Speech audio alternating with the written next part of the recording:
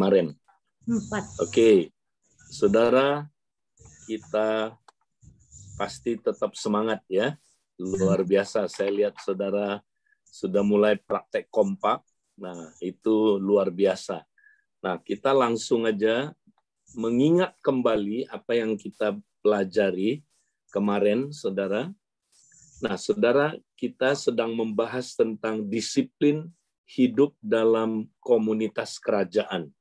Nah, komunitas kerajaan itu apa, saudara?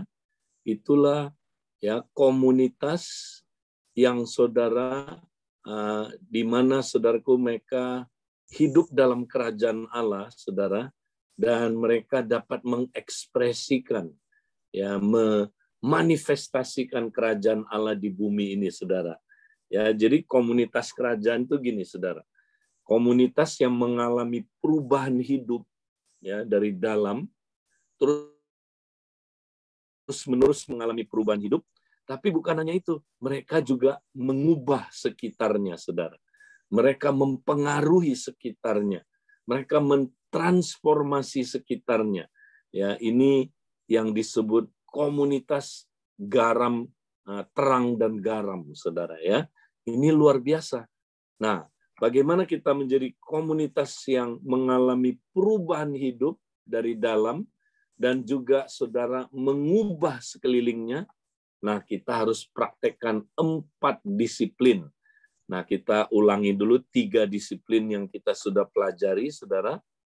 Yang pertama, disiplin tidak saling menghakimi.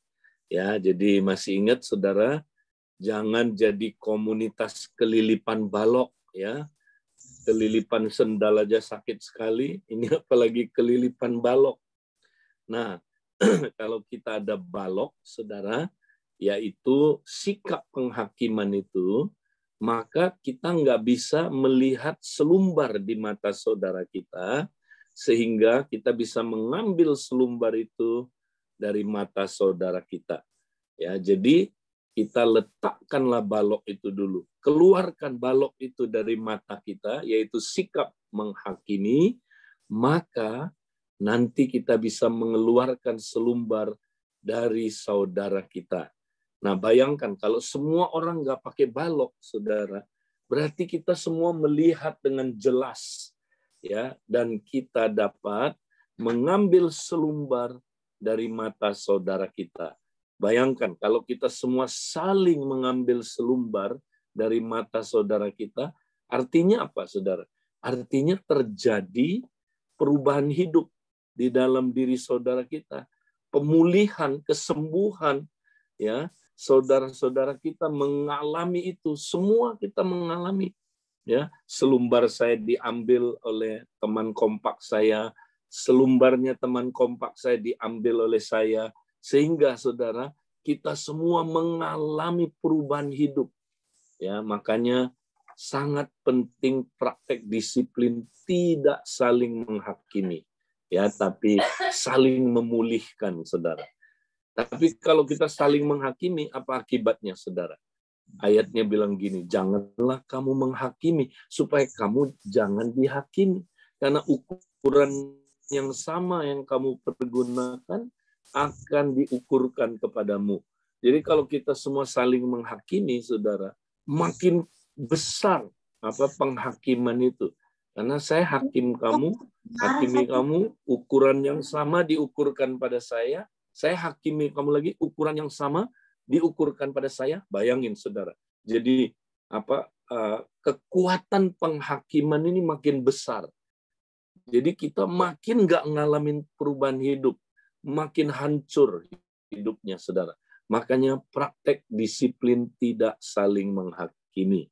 Itu yang paling penting pertama. Kedua, ya, kita lihat PowerPoint berikutnya. Nah, disiplin tidak saling memaksa atau memanipulasi perubahan, ya, menyihir orang supaya berubah. Jangan.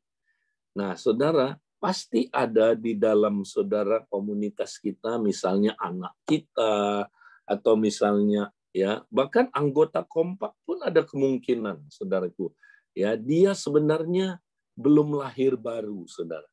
Ya, dia on the way, dia belum lahir baru. Nah, kalau anak kita, saudara, belum lahir baru, janganlah kita memaksakan ya barang yang kudus mutiara kepada mereka. Karena yang mereka butuhkan bukan itu. Orang yang belum lahir baru, saudara, apa yang dia butuhkan? Dia butuh dengar Injil supaya dia, saudaraku, lahir baru.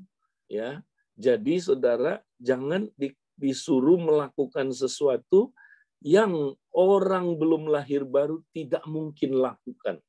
Misalnya hidup kudus, mana mungkin buat orang yang belum lahir baru, ya. Jadi tidak mungkin saudara tuntut dia, nanti saudara serangan balik. Lihat, serangan balik.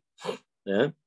Saudara paksain orang belum lahir baru, suruh lakukan misalnya koram deo, ya, atau sesuatu, saudara. Ya, saudara paksa dia, nggak akan ada gunanya, saudara. Jadi jangan memaksa, memanipulasi ya orang yang seseorang untuk berubah, ya. Jadi ini bisa dipraktekkan buat orang yang belum lahir baru atau orang yang belum saatnya, saudara. Belum saatnya, ya. Jadi jangan dipaksa, saudara. Nah, itu yang saudara kita belajar nilai yang kedua, disiplin yang kedua. Nah, yang ketiga, saudara, kita lihat kemarin kita juga sudah belajar. Jadi, saudara, ya, kalau kita mau orang berubah, saudara, jangan dipaksa, jangan dimanipulasi, jangan disihir. Bagaimana caranya? Disiplin saling meminta perubahan. Nah, ini ayat, saudara, mulai dari meminta kepada sesama sampai meminta kepada kepala keluarga kita, yaitu Bapa di surga, ya. Jadi minta please, berubah please. Ya, jadi pakai cara minta. Ya, ini nggak maksa, please diminta. Ya, kalau dia nggak mau sudah cari, tidak mau lagi ketuk. Nah, ini kata minta, cari, ketuk itu artinya terus-terusan, saudara.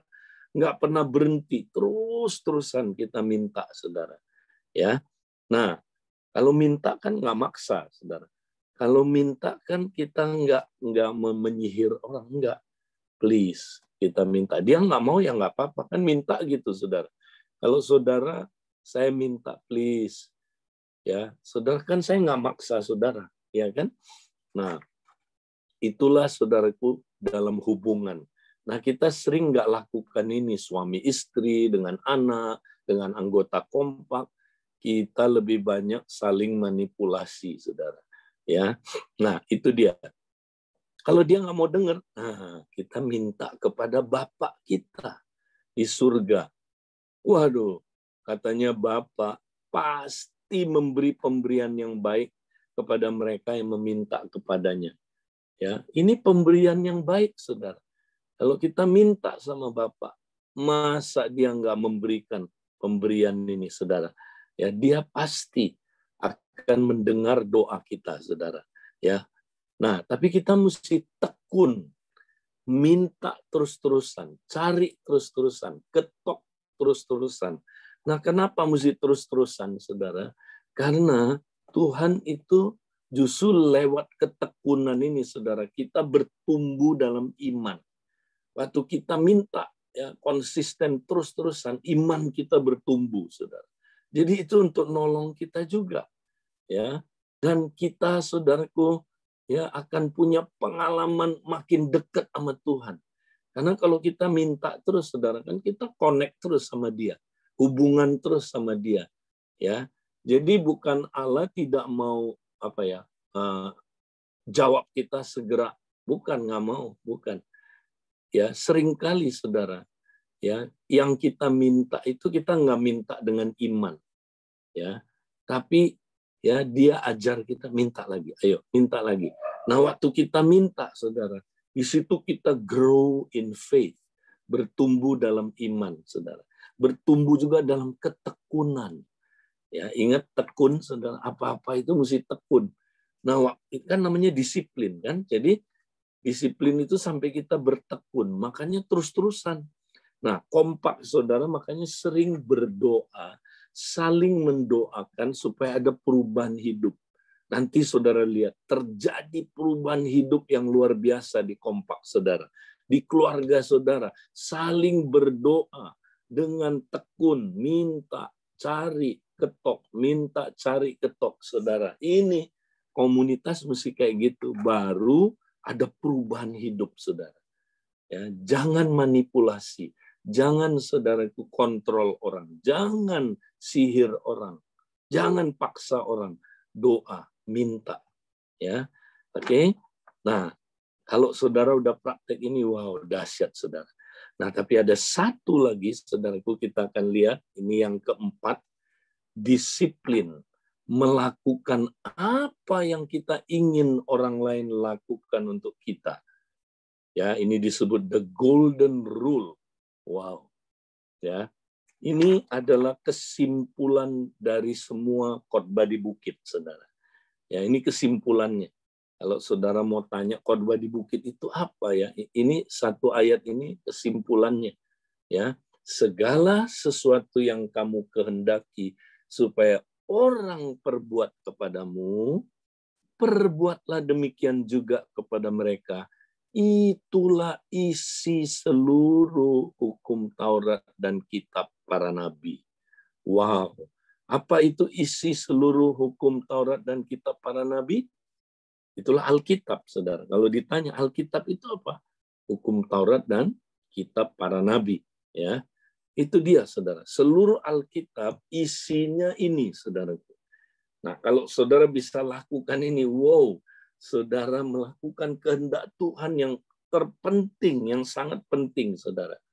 Ya, nah apa itu? Nah, ada yang bilang, oh, Tuhan Yesus meniru-niru, ya. Ini kan perkataannya Konghucu ini, ya. Ini kan perkataannya filsuf-filsuf Yunani. Ini kan perkataan, ya, apa saudaraku, misalnya pemimpin agama sebelum Tuhan Yesus. Konghucu hidup sebelum Tuhan Yesus, ya. Wah, ini niru-niru Konghucu ini. Ya, kenapa? Saya tanya, yuk, Konghucu kan pernah bilang gini, jangan melakukan kepada orang apa yang kamu tidak ingin, ya, orang lakukan kepadamu. Jangan lakukan apa yang kamu tidak ingin orang lakukan kepadamu. Ya, kalau kamu nggak suka istri kamu, ya, dipacari, dijinahi, kamu jangan berzina sama orang lain. Ya, kalau kamu tidak ingin, ya, orang lain mencuri barang kamu, jangan kamu mencuri barang orang lain. Ya, kalau kamu tidak ingin dibunuh, jangan membunuh. Nah, itu ajaran dari Konghucu, saudara. Ya, wah, Tuhan Yesus niru-niru dong. Enggak, beda, saudara, beda. Coba perhatikan. Konghucu itu negatif. Jangan. Ya, jangan kamu lakukan apa yang kamu tidak ingin orang lain lakukan. Kalau yang Yesus bukan negatif, positif. Lakukanlah, perbuatlah. Ya, jadi bukan jangan berbuat, tapi perbuatlah segala sesuatu yang kamu kehendaki supaya orang perbuat kepadamu, perbuatlah demikian juga kepada mereka. Beda, saudara, beda. Nah, bedanya di mana? Mari kita lihat ya. Supaya kita paham golden rule-nya Tuhan Yesus. Ini keren banget, saudara. Yang pertama, saudara, ya, golden rule-nya Tuhan Yesus, saudara, ya, itu aktif. Tapi golden rule-nya Konghucu dan tokoh-tokoh agama lain, ya, itu apa, saudara? Pasif. Janganlah. Udah.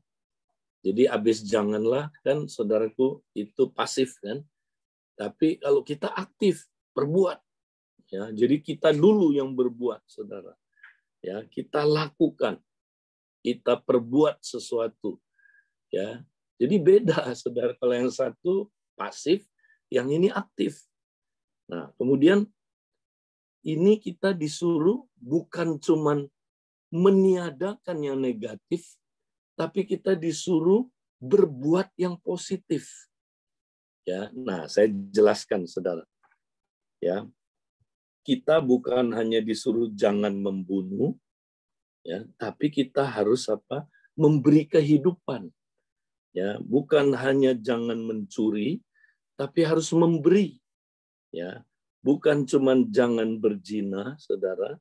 Ya, tapi kita, saudaraku, ya, menguatkan orang lain supaya dia, saudaraku, semakin kuat dalam covenant.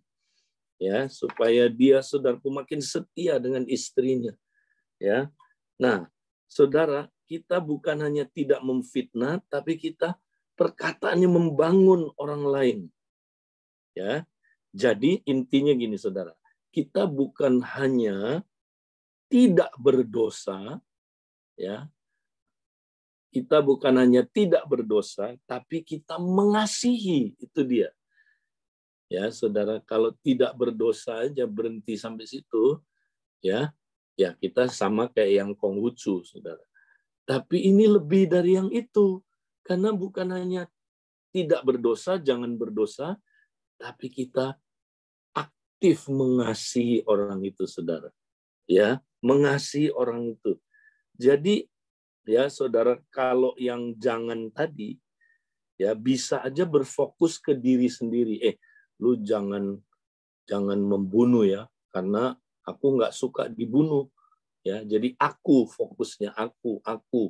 Ya, tapi ini bukan, saudara. Ini fokusnya kepada orang lain. Ya, dia bilang apa, saudara? Coba lihat di sini.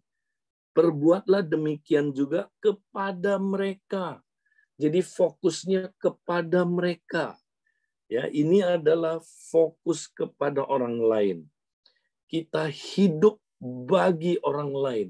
Hidup untuk memberkati orang lain, saudara. Beda, ya. Enggak fokus ke diri sendiri, ke orang lain. Saudara mau hidup bersukacita, saudara, joy. Ya, ada satu perkataan yang bagus. Joy itu J-O-Y, saudara. J-O-Y. Ya. Nah, bagaimana supaya kita joy? J-nya Jesus.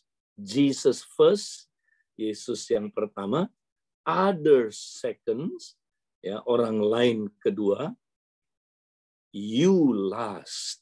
Y-nya you, last, kamu yang terakhir. Saudara mau sukacita hidupnya? Yesus nomor 1, orang lain nomor 2, dirimu yang terakhir. Ya, kalau saudara praktek itu, saudara pasti akan sukacita, saudara. Ya, nah, inilah isi seluruh hukum Taurat dan kitab para nabi. Ya, ini isinya, saudara. Seluruh firman Tuhan, saudara, Alkitab isinya ini. Apa isinya, saudara? Ya, up, in, out. Itu isinya, ya, saudaraku, Alkitab. Ya, kasihilah Allah dengan segenap hatimu, segenap keberadaanmu itu.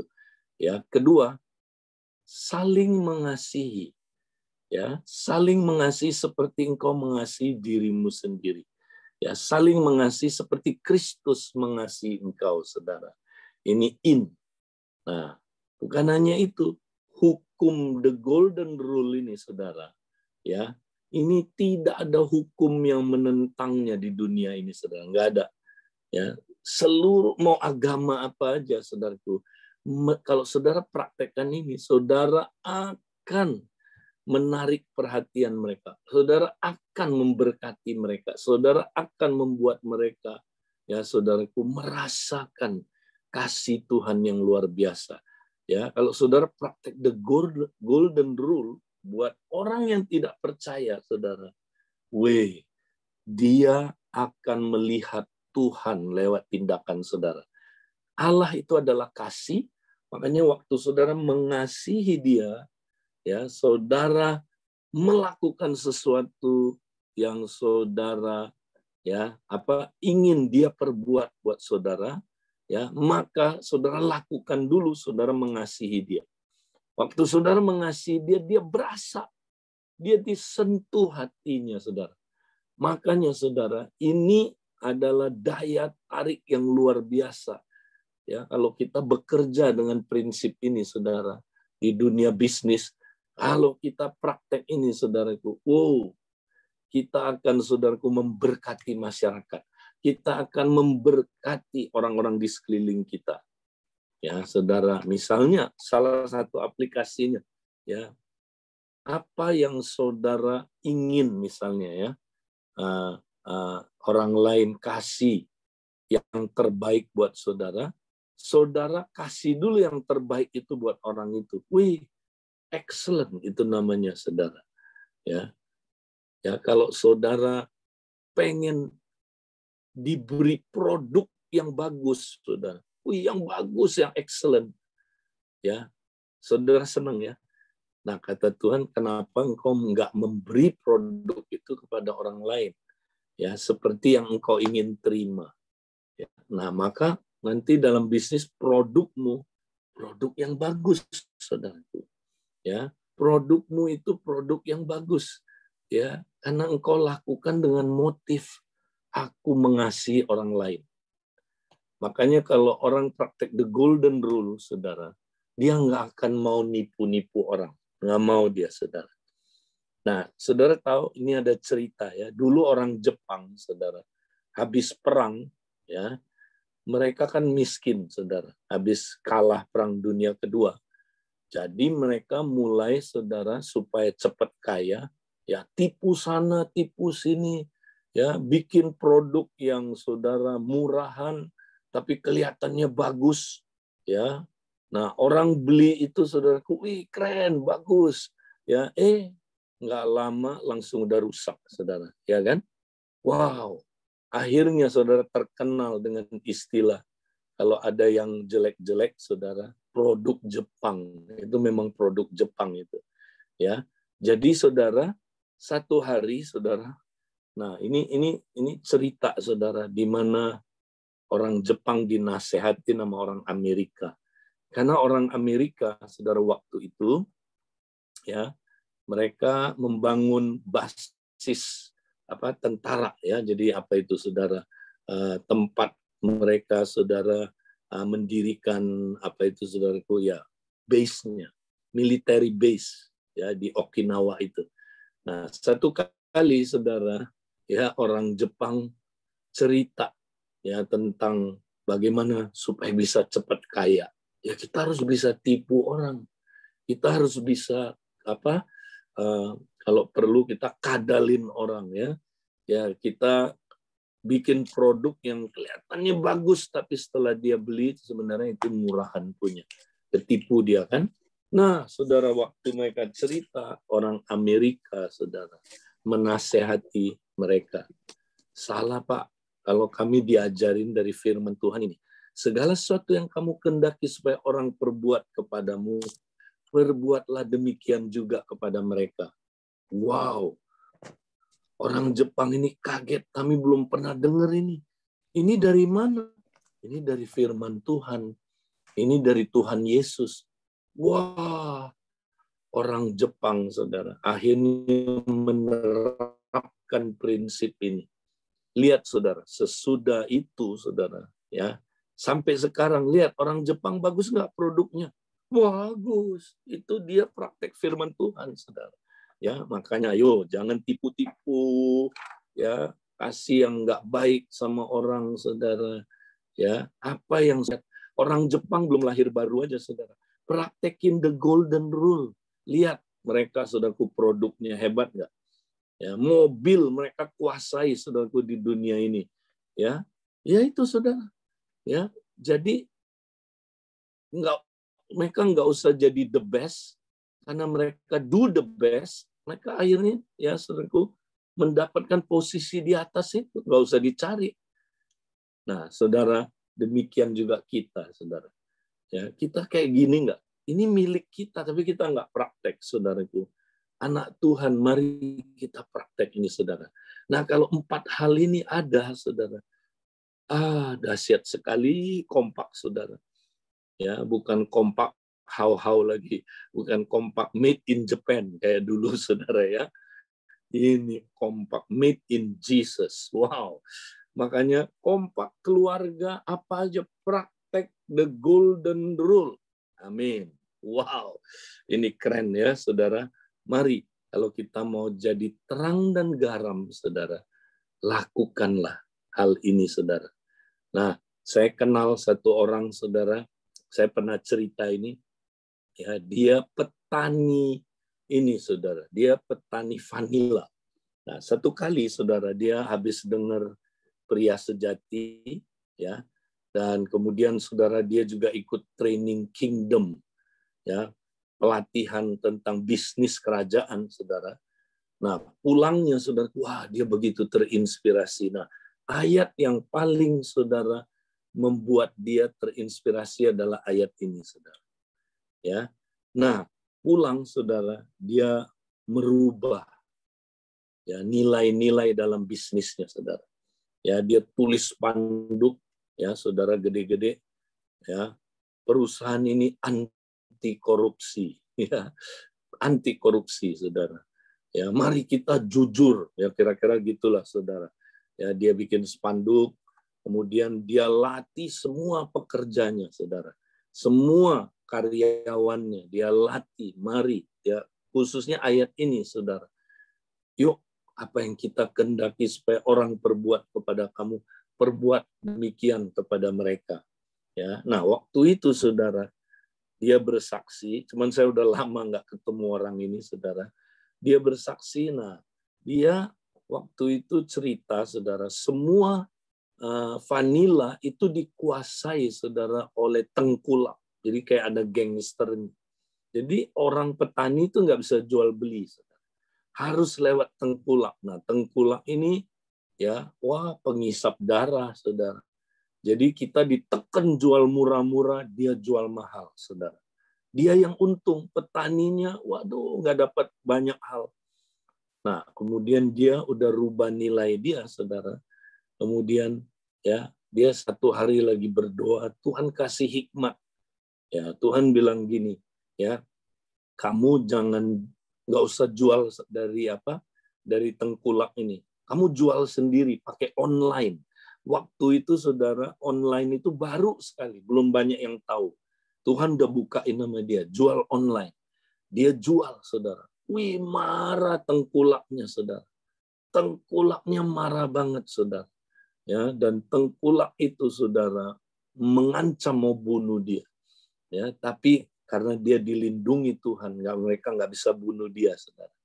Akhirnya, saudara, dia bikin the best, ya, produk yang the best, nggak ada tipu-tipu, nggak ada korupsi, nggak ada, saudara, the best dia berikan kepada orang. Wih, lakunya minta ampun, saudaraku. Dia jual, dan apa yang terjadi, saudara? Ya, dia untungnya luar biasa. Dia nggak nyari untung tadinya, nggak mau untung gede-gedean. Tapi Tuhan kasih dia, saudara. Nah, apa yang terjadi, saudara? Wow, akhirnya, saudara, 2.400 petani, ya, di daerah dia minta dimentor sama dia, saudara. Ya, mereka ikut. Wah, dia akhirnya mentor. Ya, dia mentor mereka. Dia nggak takut saingan, saudara. Karena ini milik Tuhan. Dia berkati mereka dengan training. Dia kasih semua ilmunya, saudara. Ayo, tapi kalian mesti lakukan yang terbaik seperti saya. Ya, praktek ini, the golden rule ini, saudara. Oh, mereka semua praktek semangat. Semuanya, saudaraku, untung. Nah, satu kali, saudara, dia diminta, Pak, kami udah putusin ya, Pak, ya. Kami asosiasi vanila ini putusin setiap untung kami 5% buat Bapak, katanya. Oh, jangan, saya nggak mau. Saya tulus, saya bantu kalian. Tidak mau. Mereka paksa dia, saudara. Terima 5% dari keuntungan itu, saudara. Wow. Iya, dia ciak beliau, saudaraku, ya kan? Nah, apa yang terjadi, saudara? Habis itu, saudara, daerah lain dengar ini, saudara. Daerah orang ini, orang Kedar, ya, orang seberang, dengar ini. Ribuan petani suruh dia datang, bantu kami dong, bantu kami. Dia bantu. Akhirnya, saudara, lewat itu Injil bisa masuk, saudara. Lewat itu, saudaraku, dia jadi terang dan garam buat bangsa-bangsa. Nah, ini the golden rule, sangat dahsyat, saudaraku. Ini milik kita. Kenapa kita nggak praktek, saudaraku? Nah, hari ini, saudara, hari ini, ya, saya mau saudara, ya, catat. Mari kita semua jurnal, ya. Saudara catat yang seperti biasa. Pertama, saudara dapat pencerahan apa? Tuang gitu ya. Nah, catat itu, saudara. Pencerahan apa yang saudara dapat hari ini. Kedua, ada perintah apa yang Tuhan berikan saat ini, ya, yang saudara harus taati, ya. Oke, catat kalau ada. Ya, misalnya, ini kan perintah terpenting, ya, inti dari seluruh Alkitab, kan. Terus ada teguran apa dari Tuhan, ya? Saudara ditegur apa? Misalnya, aduh Tuhan, aku suka menghakimi orang nih, misalnya, ya. Ya, atau apa, saudara? Atau yang keempat ini, saudara dapat apa dari poin keempat ini, ya? Teguran apa? Terus ada janji apa yang Tuhan berikan? Kalau ada janji, penuhi syarat-syaratnya, ya. Ingat, kasih Tuhan tidak bersyarat, tapi janji Tuhan bersyarat, ya. Penuhi syarat-syaratnya. Oke? Nah, kalau udah catat, saudara, ingat, besok ini yang di-sharingkan di Kompak. Pasti seru kalau ini yang di-sharingkan. Nah, kalau kita nggak nyatet, saudara, nggak dapat dulu kebenaran, nanti kalau ditanya di Kompak nggak bisa sharing. Kamu dapat apa? Hehe, ketawa. Nah, hehe itu artinya nggak dapat apa-apa, saudara, ya. Kamu dulu deh, ya. Nah, kamu dapat apa? Nggak dapat apa-apa, ya kan? Ya, akhirnya Kompak itu nggak seru, saudara, karena kita nggak dapat pencerahan. Kita mesti dapat, baru waktu kita sharing itu seru, saudara. Kita saling membangun, ya. Oke. Nah, sekarang udah waktunya, kita masih ada waktu untuk tanya jawab, ya, atau saudara mau meresponi, mau bersaksi juga boleh. Ya, silakan, saya serahkan ke teman-teman yang bertugas. Ya, silakan. Suara Bang John kecil sekali. Gedean Bang John.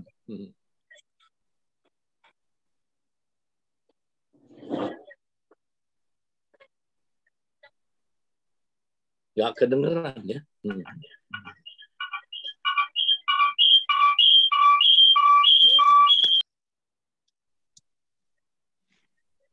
Mungkin bisa dibantu teman-teman yang lain, silakan.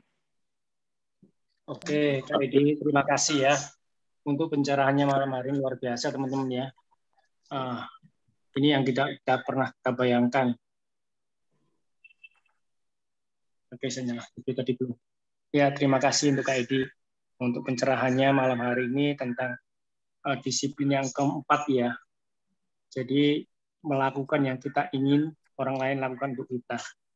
Ya, pastilah teman-teman ini banyak pertanyaan nih dalam hati, dalam pikirannya. Mungkin tanpa mereka sadari sudah pernah melakukan ini dalam kehidupan sehari-hari. Tapi malam hari ini kita dibukakan lebih lagi nih kebenaran firman Tuhan ini dari Kak Edi. Baik teman-teman ya, kalau ada kira-kira pertanyaan, bisa langsung untuk menyalakan mic-nya. Ya.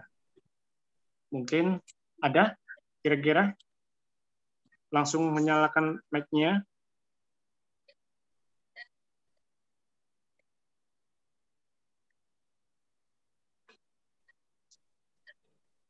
Silakan, saudara boleh langsung atau saudara kirim ke chat room dulu, nanti dibacakan, ya. Ya. Ada? Ada teman-teman yang mau bertanya, ya. Sekarang boleh nyalakan mic atau boleh tulis di chat room ya, atau mau kasih kesaksian nih. Aku lihat Bu Siana nih kayaknya mau nanya nih. Ayo silakan, Bu Siana. Malam Pak Edi, malam semuanya. Ya, Mau tanya. Malam. Iya, mau tanya untuk teman saya. Jadi suaminya itu tidak mau percaya sama Tuhan Yesus.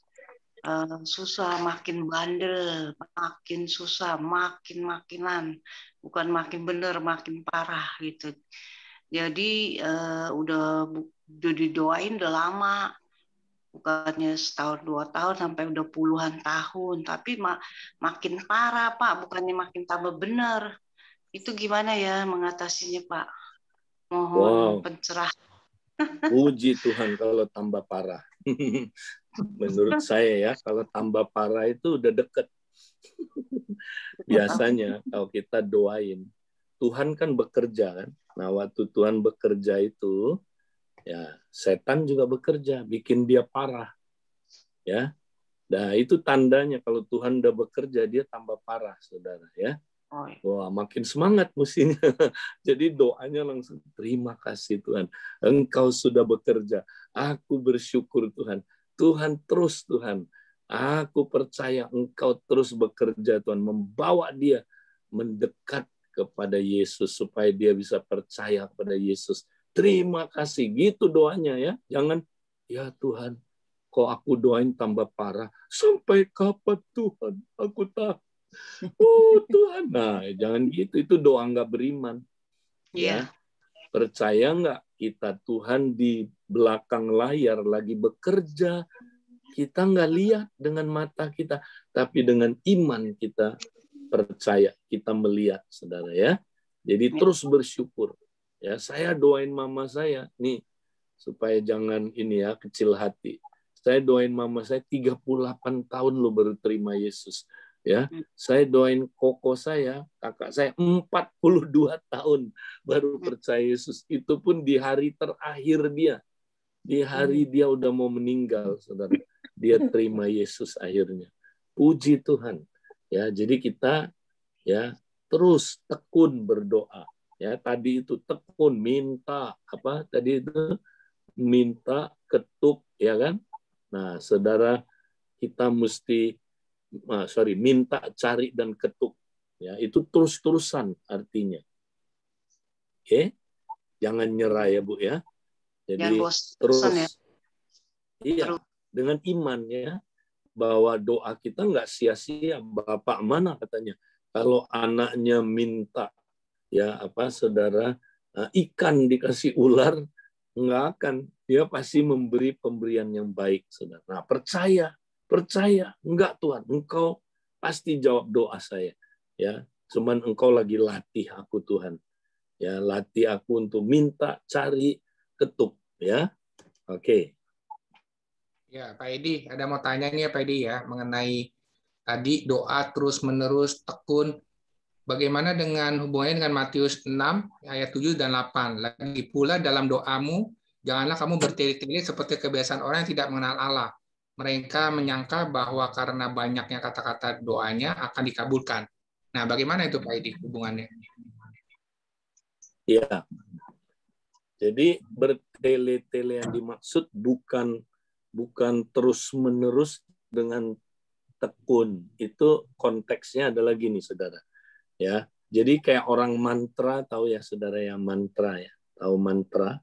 Nah, kalau mantra itu gini, kalau kamu ucapkan sesering mungkin kata ini berulang-ulang, nah itu makin mantep, makin dijawab.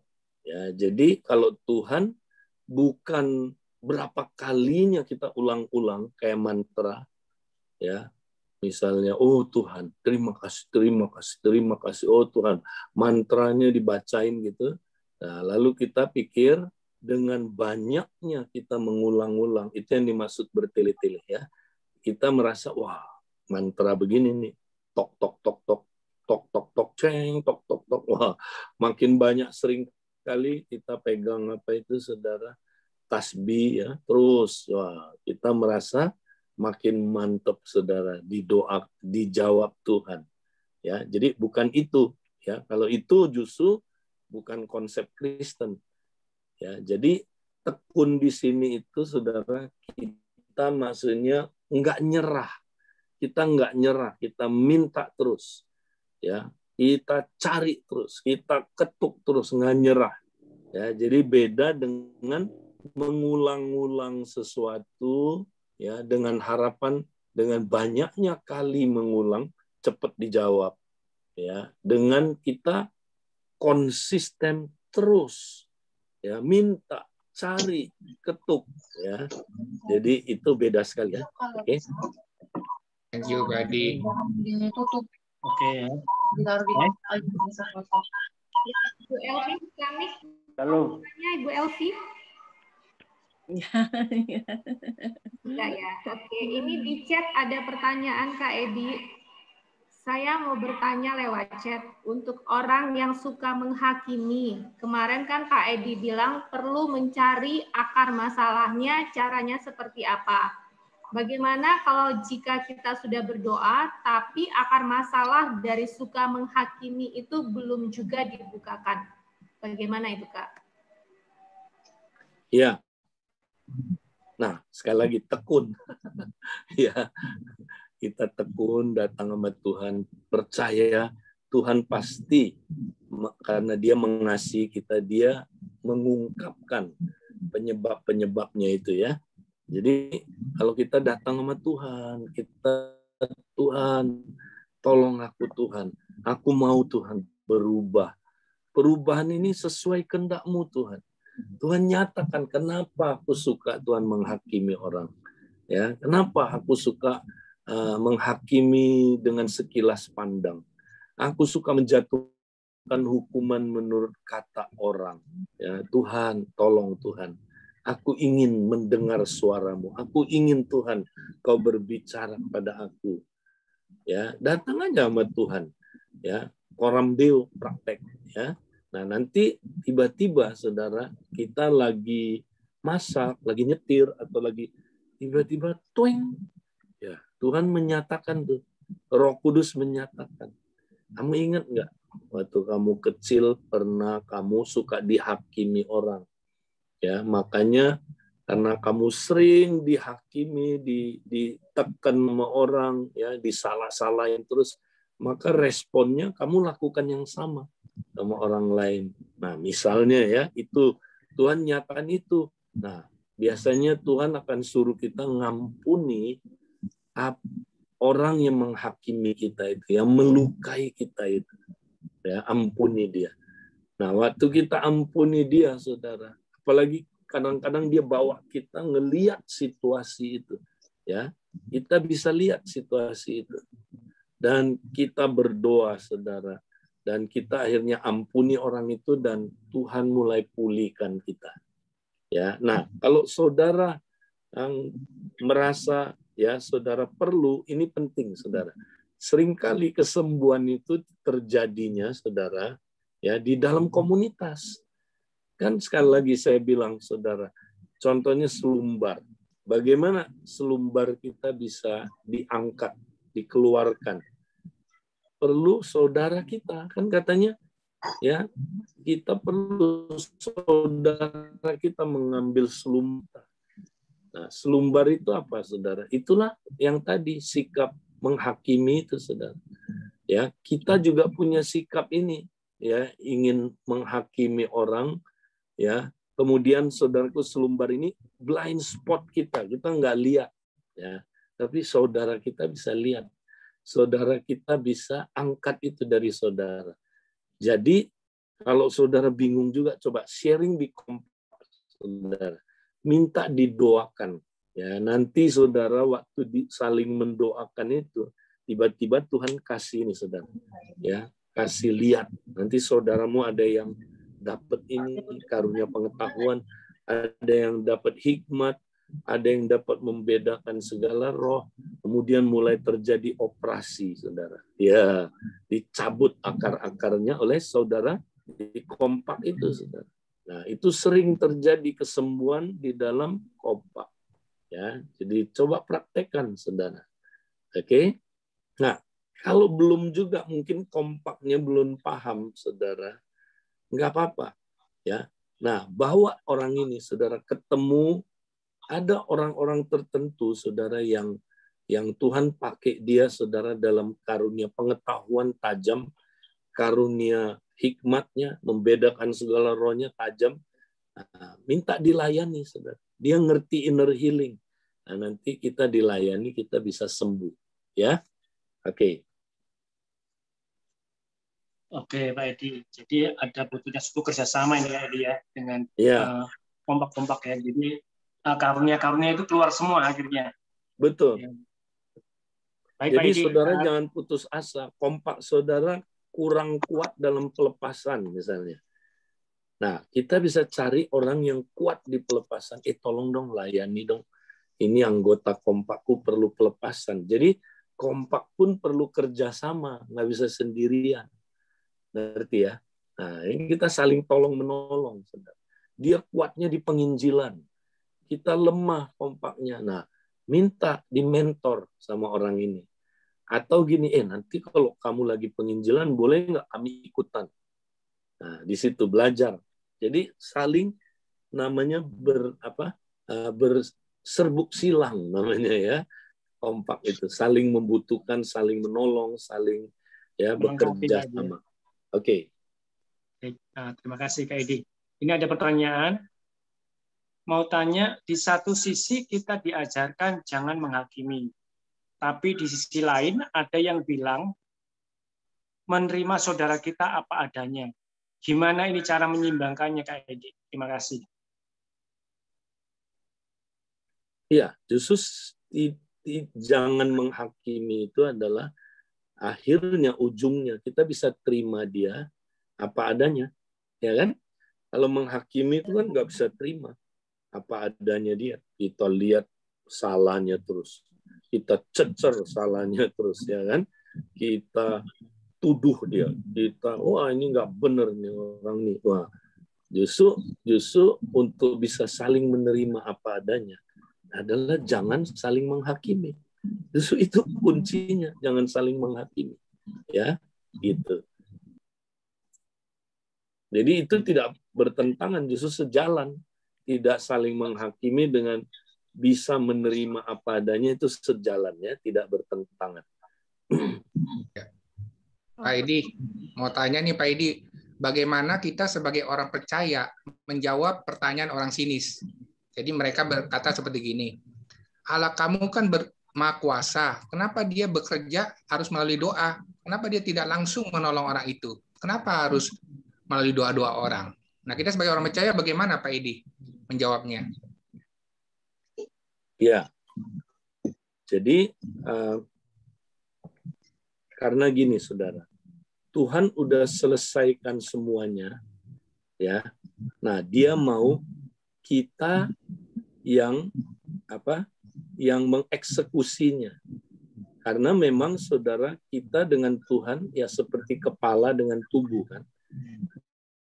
Jadi apa yang kepala sudah selesaikan, tubuh mengeksekusinya. Jadi kerjasama, saudara. Nah, kenapa? Karena Tuhan anggap kita partnernya, saudara. Kita rekan sekerjanya. Nah, ini sebuah rahasia yang orang nggak tahu, saudara. Dia nggak mau jadiin kita robot, ya. Kita rekan sekerjanya, luar biasa kan? Jadi makanya melalui kita nanti dia memberkati, melalui kita dia bekerja, melalui kita dia melakukan pelayanan rekonsiliasi, melalui kita, ya. Jadi kita dutanya, saudara. Makanya Tuhan udah selesaikan segala sesuatu, duduk di sebelah kanan Allah Bapa. Kenapa dia duduk, saudara? Tahu kenapa Yesus duduk? Ya, dia udah selesai, saudara. Tinggal dia nunggu kita. Ya, makanya kalau John Wesley bilang gini, saudara, bukan apapun selain menjawab doa. Jadi Allah udah selesaiin semua, saudara. Dia tinggal nunggu kita berdoa. Waktu kita berdoa, terjadi apa yang Dia kehendaki itu terjadi. Ya, datanglah kerajaanmu, jadilah kehendakmu di bumi seperti di surga. Nah, artinya di surga udah komplit semua. Ya.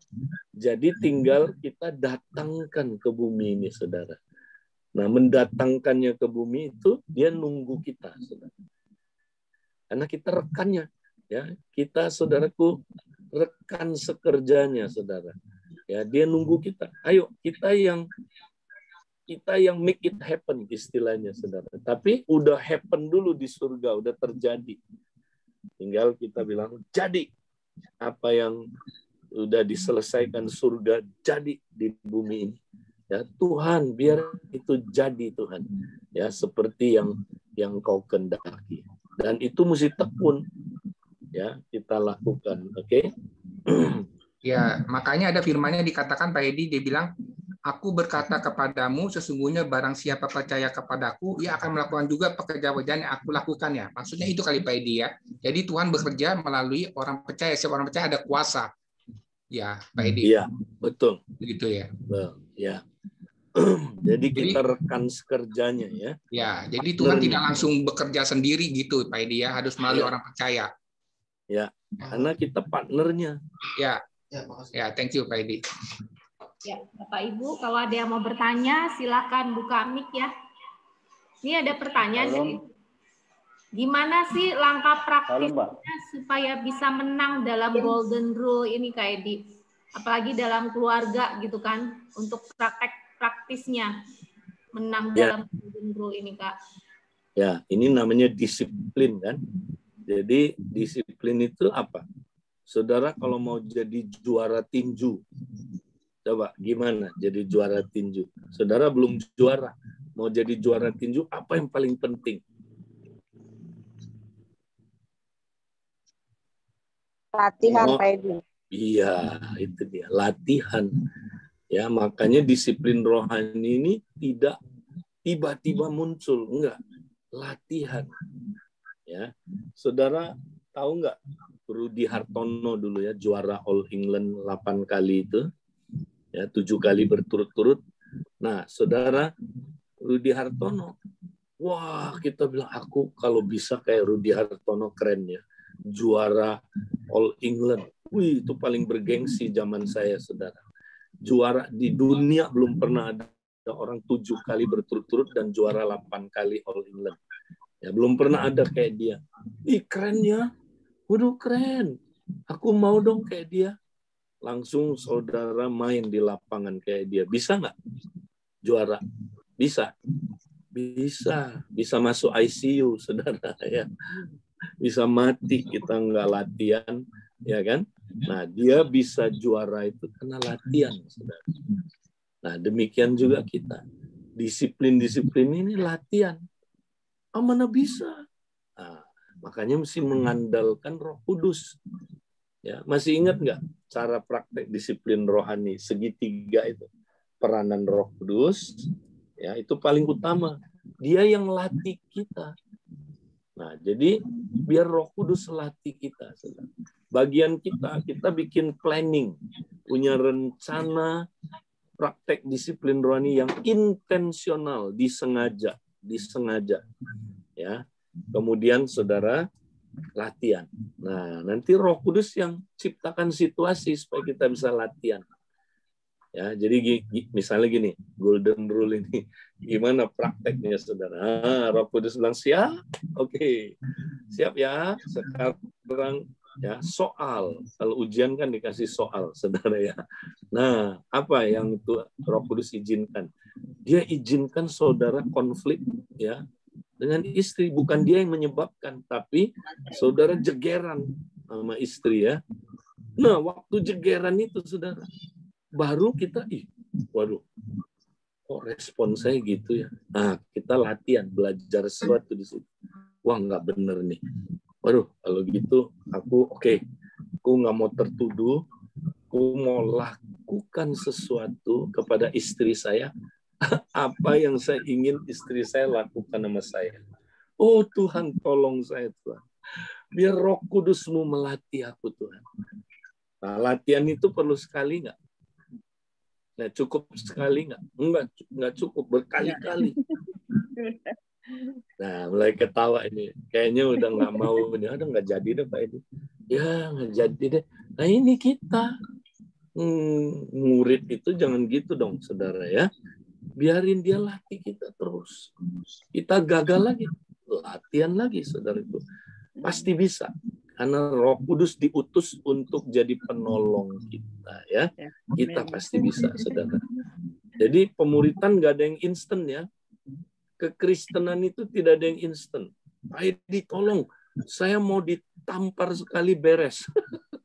Ya, waduh, wih, saya lihat pendeta itu suka nampar orang sembuh loh Pak, ditampar saya, jepret, sembuh, wih keren, ini baru hamba Tuhan sakti nih, ditampar sekali sembuh loh, ditampar sekali berubah karakternya, nggak ada saudara, nggak ada di dunia ini yang kayak gitu ya. Nah, jangan mau, ini ketawa semua. Tertawa itu awal pemulihan, saudara ya.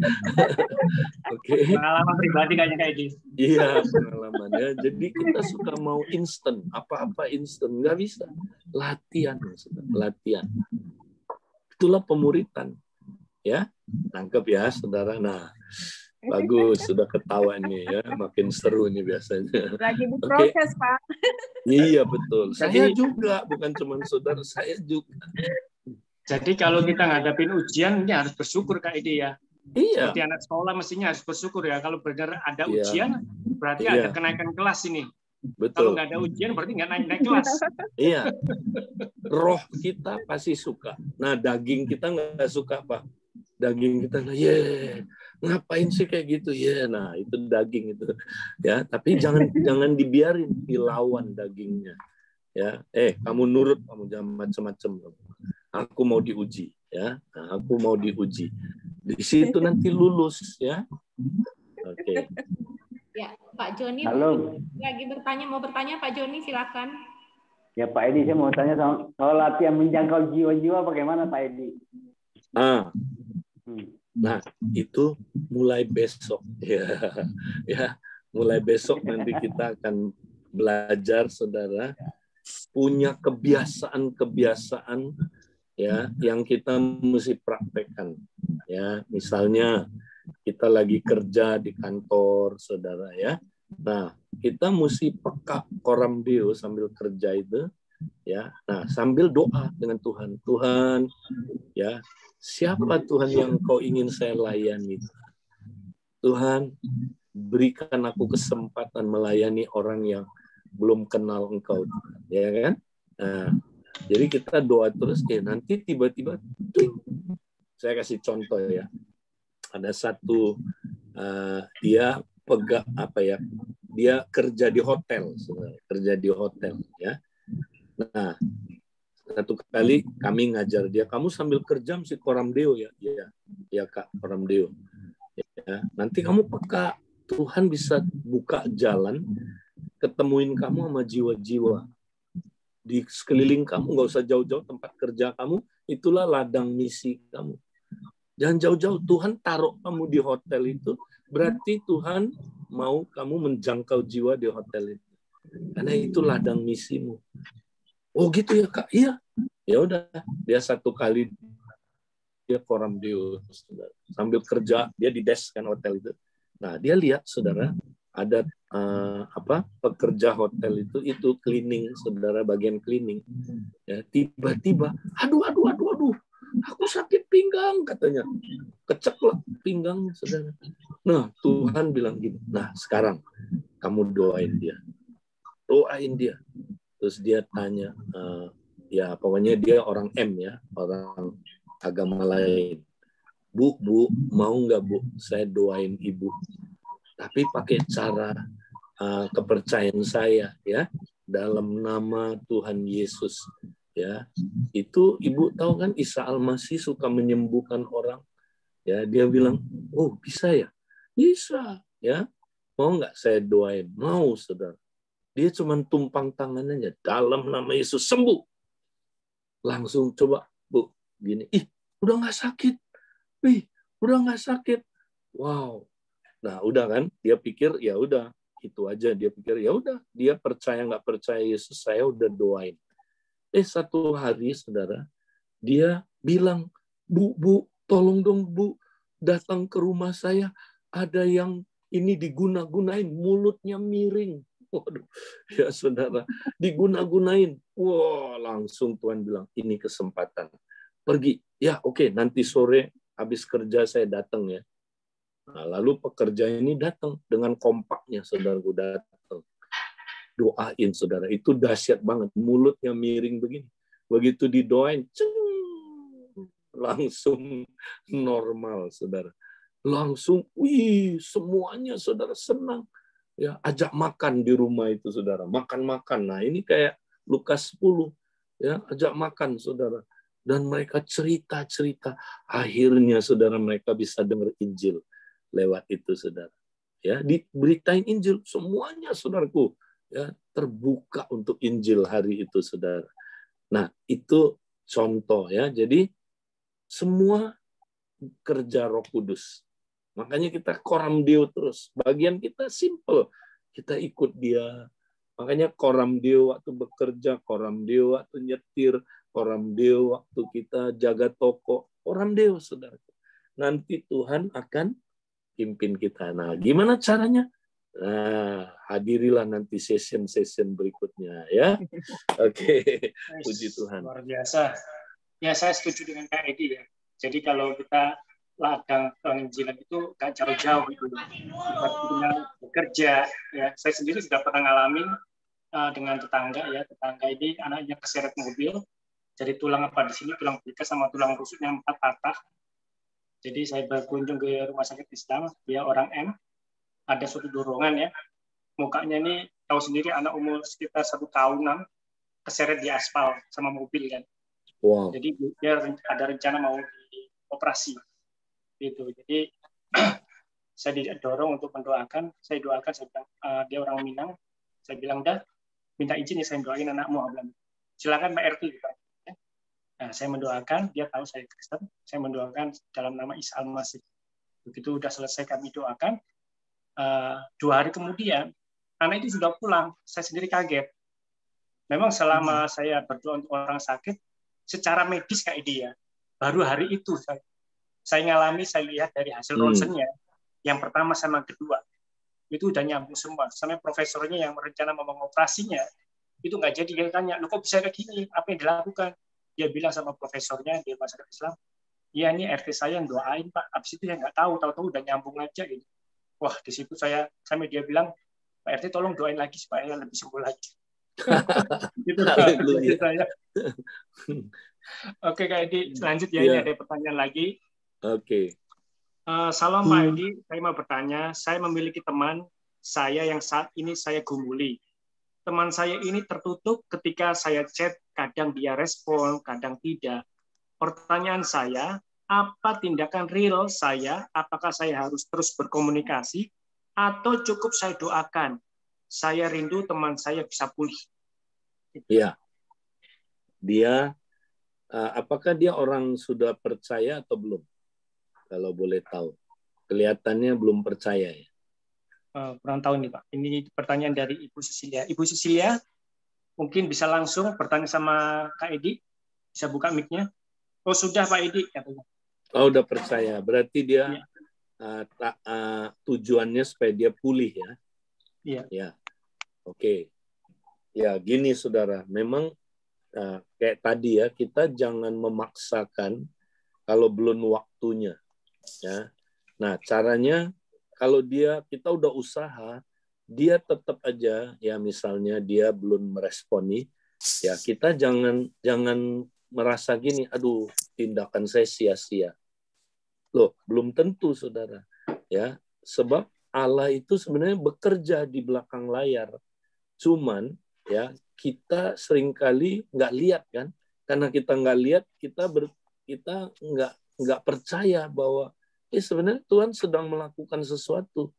Ya, nah kita mesti tetap percaya apa yang kita usahakan, saudara. Ya, tadi itu bukan manipulasi, bukan saudara maksa orang. Kita dengan tulus kok mau dia sembuh, pulih, ya kan? Kalau dia belum mau respon, kita bersyukur. Tuhan, terima kasih. Aku percaya usahaku tidak sia-sia, Tuhan. Ya, aku doain terus dia, Tuhan, supaya dia ya Engkau ciptakan situasi supaya dia Tuhan ya makin haus untuk disembuhkan, ya makin membutuhkan kesembuhan, makin membutuhkan bahwa dia perlu dipulihkan. Doain aja ya. Nah habis itu serahin nama Tuhan ya. Kita ingat, kita jangan jadi Tuhan stres saudara, jangan. Ya udah serahin, kita rileks ya nanti saudara kaget Tuhan ciptain situasi, ya. Nah orang ini nanti mulai terbuka, ya orang ini merasa dia perlu Tuhan, saudara. Nah waktu itulah kita masuk, ya kita melayani dia, ya. Nah kalau dia belum respon juga, ya saudara, ya saya doain mama saya aja 38 tahun. Ya, jangan mau cepat saudara, dan serahin sama Tuhan, ya. Dia punya agenda sendiri dan dia lebih tahu bagaimana orang itu bisa pulih. Oke. Terima kasih Kak buat malam ini, ya. Nggak terasa waktu udah jam 21.30. Nah, buat teman-teman yang masih mau bertanya, besok boleh join lagi ya. Yes. Jangan lupa ya, besok kompak. Kalau saudara nggak sharing di kompak, nggak lengkap, saudara. Nggak pencerahannya, ya setengah-setengah. Tapi kalau waktu saudara sharing, wah dapatnya lebih banyak lagi. Saudara dikuatkan, saudara saling menguatkan, dan nanti saudara akan berbuah. Ya, oke. Kayaknya ini ada satu lagi pertanyaan Kak Edi. Ya, silakan. Satu Ya, yang terakhir ya. Satu yang terakhir ini. Ya. Apakah dengan menghakimi dan dihakimi akan menimbulkan akar kepahitan? Karena ada teman saya sampai sekarang dia selalu menghakimi suaminya. Ya, ya makanya jangan. Kalau kita menabur penghakiman, kita juga akan dihakimi. Ya, pengen tanya, dihakimi itu enak nggak? Coba aja kalau mau, saudara. Ya, nah, makanya. Ya, nah lakukanlah apa yang saudara ya ingin orang lain lakukan buat saudara. Juga jangan melakukan apa yang saudara tidak ingin orang lakukan buat saudara. Ya, jadi praktekkan ini, haleluya. Pak Robert, wow, saya serahkan kembali ya Pak Robert. Ya, thank you Kak Edi, luar biasa malam ini ya, semakin diperlengkapi dalam hal bagaimana supaya kita nggak terjebak dalam menghakimi ya. Oke, saya serahkan waktu sebentar ini. Bu Mer, gimana? Ya, kita mau tutup ya teman-teman ya. Besok jangan lupa buat join dan boleh ajak teman-temannya lagi ya untuk kita boleh kompak bareng di sini ya. Nanti roomnya boleh pesen di sini ya. Nanti roomnya akan disiapkan. Oke? Selamat malam. Tuhan. Thank you ya Kak Edi. Terima kasih Kak Edi. Selamat berkati. Thank you juga teman-teman yang sudah melayani, luar biasa. Tuhan berkati semuanya. Sama-sama, Tuhan berkati. Terima kasih. Ya, ini ada pertanyaan buat Pak Robert. Ada pertanyaan buat Pak Robert ini. Tangan merah mau bertanya sama Pak Robert katanya. Sampai jumpa. Terima kasih Pak Robert. Terima kasih Pak Robert. Terima kasih semua. Terima kasih Christine. Bu Mary, terima kasih. Terima kasih Tuhan berkati semuanya ya. Besok kita Bu Mary. bangun ya. Pak Robert. Terima kasih Bu Mary. Sama-sama. Pak Robert. Berkati semua. Selamat istirahat. Terima kasih Pak Robert. Sudah kaderisasi sudah berjalan nih. Fer, katanya kamu mau tanya sama Pak Robert, Vera. Katanya ada pertanyaan sama Pak Robert sama Bu Siska. Waktunya katanya udah habis kali. Ucapin anniversary dulu buat Ko Aheng dan Hana. Tadi kenapa ya Bang John feedback ya tadi suaranya? Nggak tahu suaranya Pak. Mana yang anniversary, mana nih anniversary? Aduh mana nih Aheng Hana? Aheng Hana. Belum keluar kan? Udah keluar ya? Selamat ulang tahun buat Ko Aheng sama Hana. Tidur Pak, Ko Aheng Pak. Oh itu masih ada Aheng. Bukan Aheng ke toilet Pak. Ya, happy anniversary ya Aheng Hana. Ya, makasih Pak, makasih semuanya. Happy anniversary Pak Aheng. Ya. Yang tahun keberapa? Berapa lupa nih Pak. Hah? Udah lupa Pak. Jangan-jangan baru 3 tahun kali ya? 24 Pak. Oh 24, Waduh. Ini. Tahun depan perak nih, Cici. Ciana coba tanya Ko Aheng, tahu nggak dia ingat nggak 24? Lupa. Udah saya siapin makanannya ya. Teman-teman tinggal diambil. Diambil ya. Di room berapa, Hana? Udah ada makanannya di room berapa? Di room Meja 5, berapa? Pak. Vera silakan Ver, doa makan Ver. Ver, doa makan silakan. Yuk kita mau doa yuk buat Aheng dan Hana. Ahengnya mana? Udah datang belum? Aheng, mana Aheng? Ngantuk Ya, nggak saya panggil. nggak ketahuan. Mana Ahengnya? 7 harganya. Mana Ko Aheng? Ko Aheng. Temenin dong istrinya di sebelahnya Ko Aheng. Iya. Nggak harus belajar romantis kayak Yakub nih. Ngumpet, Pak. Dia sama Pak Robert. Oh iya Pak Robert. Dia flu tuh mendadak tuh. Waduh, masa pas anniversary Ya, itu di alasan flu? sih, Pak. Takut Kayaknya sih flu dia. alasan. Mau dikerjain dia, makanya sembunyi. Iya, dia alasan loh. Bener, kali. Wah, Pak Ade gali asumsi nih. Oke, yuk kita mau satukan hati, kita berdoa ya. Ya. Yang keberapa Aheng anniversary-nya? Wah, 50 kayaknya, Pak. Wah, ini nggak sehati nih, 124, 150 gimana sih? Waduh, 50 yang siapa itu? Umurnya berapa Ko Aheng? Yo, Heng, yang keberapa? Lama, Heng? jangan-jangan ya Kak Mary ya. 24 ya, betul ya? 24 nih. Tahun depan perak dong ya. Oke, yuk kita sama-sama berdoa ya. Bapak, terima kasih Tuhan, kami sudah mendengarkan kebenaran firman-Mu, kami mengucap syukur, kami semakin dibukakan Tuhan setiap hari. Bapak, kami juga berdoa bersama dengan tubuh Kristus di tempat ini, untuk saudara kami, Aheng dan Hana Tuhan, yang melangsungkan hari pernikahan mereka yang ke-24 tahun Tuhan. Bapak, kami bersyukur Kau sudah pimpin pernikahan mereka, perkawinan mereka Tuhan di dalam keluarga mereka, sehingga kasih-Mu terus ada di tengah-tengah mereka. Bapak, kami percaya Roh-Mu yang sudah mempersatukan mereka, bahkan Roh-Mu sendiri Tuhan yang terus ada di tengah-tengah mereka. Terima kasih Tuhan, biarlah mereka bukan saling menghakimi, saling menyalahkan, tetapi mereka saling melengkapi, saling membangun satu dengan yang lainnya, dan saling menutupi kekurangan daripada masing-masing Bapa. Terima kasih Bapa, kami sebagai tubuh Kristus di tempat ini berdoa dan melepaskan berkat buat Aheng dan Hana. Di dalam nama Yesus, biarlah kasih Tuhan terus menaungi kalian. Kasih Tuhan terus mengikat kalian. Damai sejahtera, sukacita dari Tuhan turun ke atas kalian.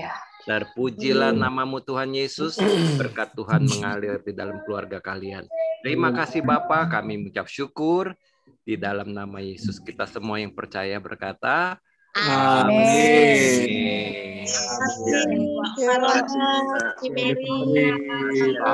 Happy anniversary Hana Aheng. Aheng. Mary. Semuanya ya. Makasih doanya. Aheng. Alamat saya masih ada kan? Yuk kita rame-rame masuk ke room berapa? Room 5 ya? Room 5 ada cucu. Room 5 meja berapa? Ada kuenya ya? Ada cucu. Itu Bu Siska tuh bajunya udah ada nyiapin 2 kepaya itu. Mary, roomnya masih dikunci, Mer. Udah malam, besok join lagi. Besok join. Oke. Sampai lanjut ya besok ya. Sampai jumpa. Malam. Selamat malam. Ya, selamat malam. Malam semua. Malam semua. Malam semuanya. Malam semuanya. Tuhan berkati. Haleluya. Malam Pak Joseph. Ya, Tuhan berkati semua.